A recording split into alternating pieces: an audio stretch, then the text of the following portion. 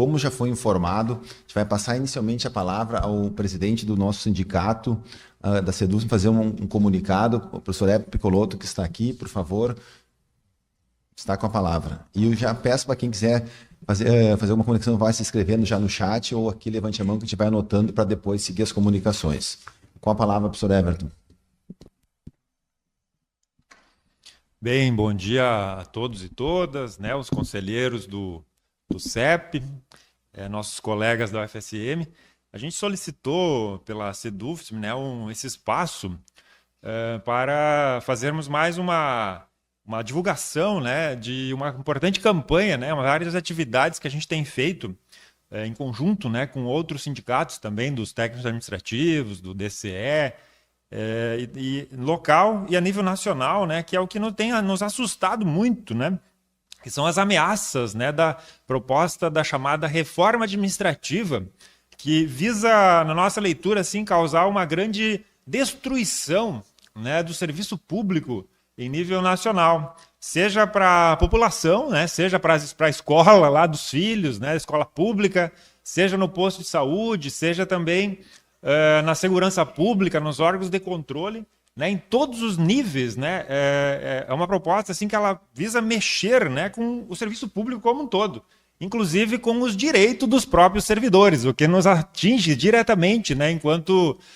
docentes e também técnicos administrativos em educação da universidade, né, e própria qualidade, né, da universidade, né, na sua missão, né, de ensino, pesquisa e extensão, né, ela pode estar sendo seriamente afetada se essa proposta for aprovada, né? Ela está em discussão na Câmara Federal, tem enfrentado resistência, como a gente tem feito, né, uma série de enfrentamentos, né, pelos sindicatos docentes, pelos órgãos que têm se manifestado, mas achamos que ainda é importante a gente manter essa luta, porque ela ainda está em uma perspectiva de talvez ser colocada em votação esse ano ainda.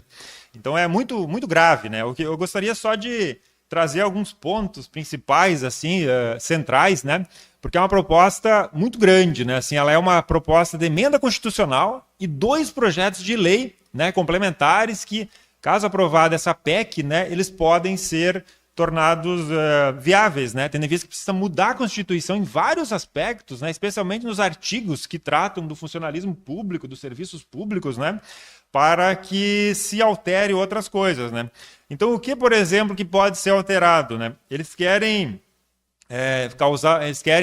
mexer, por exemplo, em questões como até o Pacto Federativo é alterado, né? É uma proposta que ela visa criar regras para o funcionalismo público, para os serviços públicos federal, estadual e municipal também. Em que medida? Por exemplo, criar uma espécie de teto de gastos do funcionalismo público.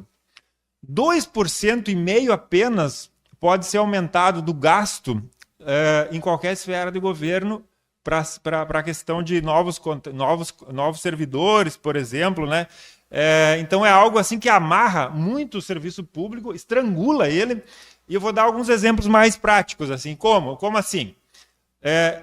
Para abrir um novo concurso, a proposta ela estabelece que o órgão, né, seja ele municipal, estadual ou federal, precisa, no primeiro momento, fazer um dimensionamento da força de trabalho e justificar por que não é mais viável contratar temporários e terceirizados.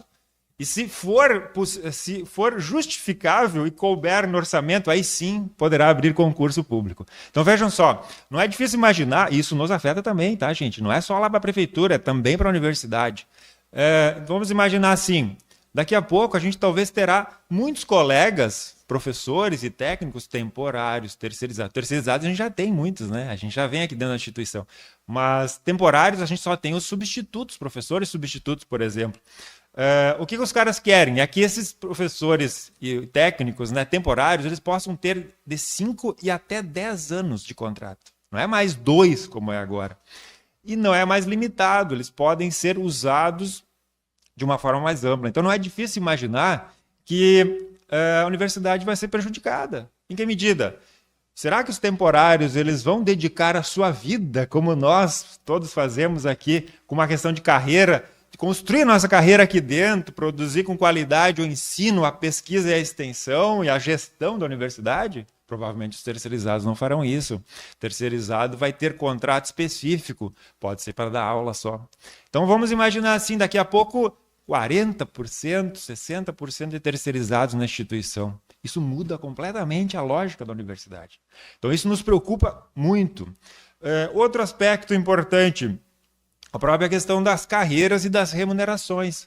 A proposta é que todas as carreiras tenham 20 níveis. A carreira dos professores, por exemplo, atualmente ela tem 10 níveis.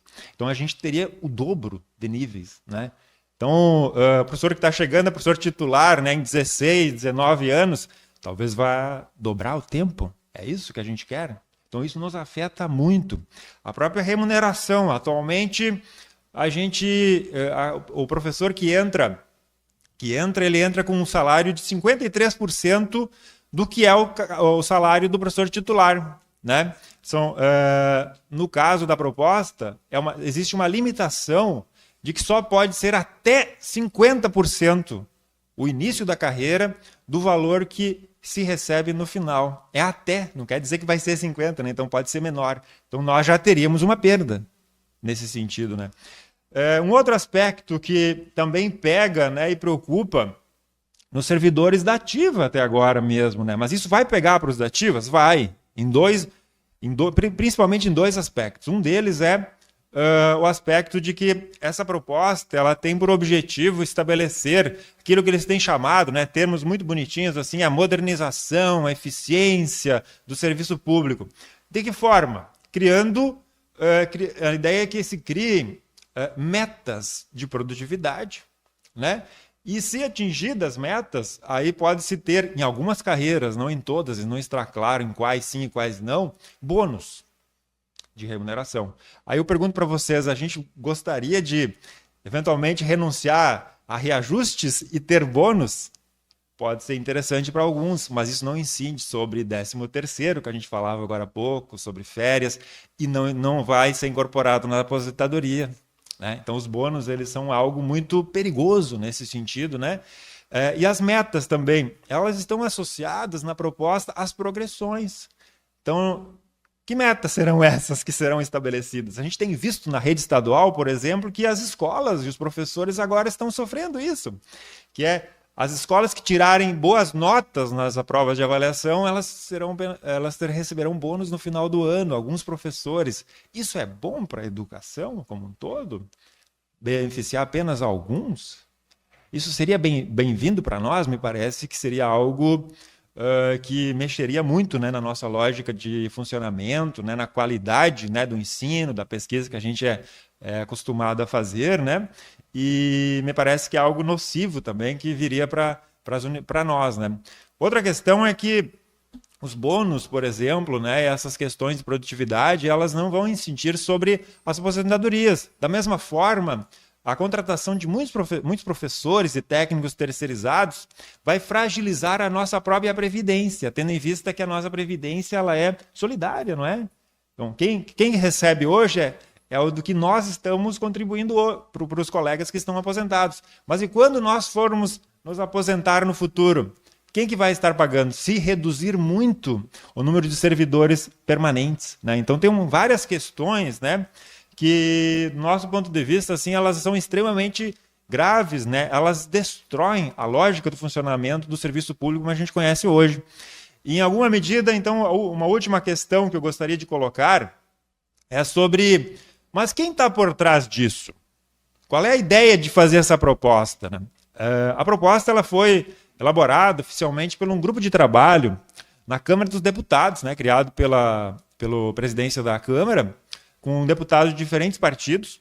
Entretanto, esse grupo de trabalho nunca aprovou um relatório final, mas sim o relator, né, o deputado Pedro Paulo, né, Rio de Janeiro, trouxe um relatório de 500 e tantas páginas, bem fundamentado, 3 peças legislativas, uma de mudança da Constituição e 2 projetos de lei. Apresentou junto, né, com alguns deputados do chamado Centrão, né, e da extrema-direita. Depois foi divulgado que quem ajudou a elaborar esse relatório e essas propostas foi uma fundação chamada Pessoas à Frente, que é financiada pela Fundação Lehman. tem lobbies muito importantes, né, da FEBRABAN, né, a Federação dos Bancos, né, do Brasil, da Fiesp, da FEComércio, são os órgãos empresariais. Então, nos chama a atenção isso no seguinte aspecto, né? Se a gente transfere para a iniciativa privada, reduz a autonomia e a força do serviço público, interessa a quem isso? Possivelmente, né? Não é difícil imaginar que interessa aos setores privados, que há muito tempo têm tentado mudar, né, essas questões que eles dizem que o funcionalismo público é privilegiado, né? Privilegiado em que medida? Imagina só os órgãos de controle, né, que fazem as fiscalizações, se eles forem ocupados por servidores temporários terceirizados. Qual é a autonomia que os servidores terão para dizer não para essas grandes empresas, enfim? Até para os políticos, né? Imagina só se daqui a pouco muitos são servidores indicados ou temporários. Eles estão sujeitos à ordem do político de plantão. Então, a autonomia do serviço público ela é fundamental nesse sentido, né? Então, a nossa perspectiva é de uma luta nacional, né? Também esperamos aqui o apoio dos colegas, né? Para barrar essa mudança, né? Não é que a gente é contra qualquer mudança no serviço público e nas questões de carreira, mas sim, a gente é favorável quando fortalece o serviço público e não quando o enfraquece, porque nós somos um país continental com várias carências, né? E a nossa população mais pobre, especialmente, é que mais precisa do serviço público, né? De boa qualidade, uma boa oferta, né? Então, nesse sentido, queríamos trazer essa mensagem aqui para o CEP, né? Para os colegas, para, na medida que puderem, também falarem com os vereadores, com os prefeitos que conhecem, né, com seus parlamentares, para dizer não a essa proposta, né, de reforma que altera e enfraquece o serviço público brasileiro. Tá bem, pessoal? Obrigado. Não sei se alguém quiser fazer alguma pergunta aí, se é possível, o professor Luciano, professora Marta, ficamos à disposição. A gente agradece, professor Everton, por trazer esse esclarecimento para toda a nossa comunidade, em especial aqui para os nossos conselheiros do CEP. É uma luta nacional mesmo que está acontecendo e seguimos esse debate, eu vou dizer, esse cuidado e apreensão que o nosso Congresso tem feito e impactado as leis que afetam o nosso dia a dia, não só na universidade, mas dia a dia do nosso país como um todo. Então, seguimos nessa luta todos juntos. E muito obrigado, professor Everton, por essa participação no nosso Conselho de Ensino, Pesquisa e Extensão. Obrigado. Nós temos também no site, caso quem quiser mais alguma informação, tem um QR Code aí no panfleto que eu distribuí. Também no site da SEDUFES tem uma série de materiais separadinhos, tá? Obrigado, pessoal. Perfeito.